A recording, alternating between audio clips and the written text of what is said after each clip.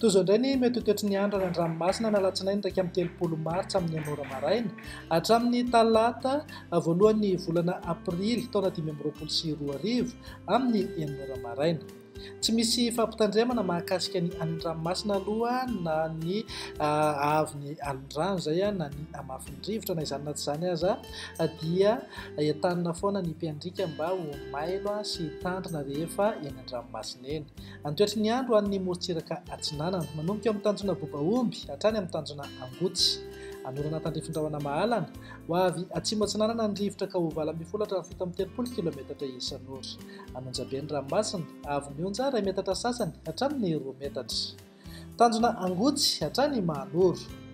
Anorana malefaka mety ho betsaka indraindray any avaratry Toamasina. Ho avy atsinanana somary atsimo atsinanana ny rivotra ka ho 7 km isan'ora. Adiny mpanonja nanonjabe ny ranomasina avy mionja 2 metatra hatramin'ny 2 metatra sasany. Mahanoro hatrany Taolagnaro. Anorana malefaka ho avy atsinanana na atsimo atsinanana ny rivotra ka ho 7 km isan'ora. Adiny mpanonja nanonjabe ny ranomasina avy mionja 2 hatramin'ny 2 metatra sasany. Taolagnaro hatrany amin'ny tanjona Vohimena. Ny balika amin'ny masoandro ho avy atsinanana ny rivotra ka ho 20 hatramin'ny 70 km isan'ora. Hahatratra 70 km isan'ora indraindray rehefa manalavitra amin'ny morontsiraka. Anonjabe ny ranomasina avy mionja anodidina ny 2 metatra.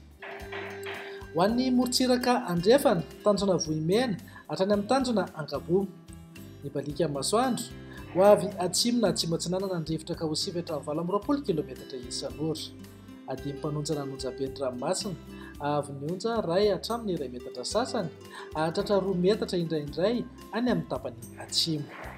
Tanjona Angabo hatrany amin'ny tanjona Vilanandro.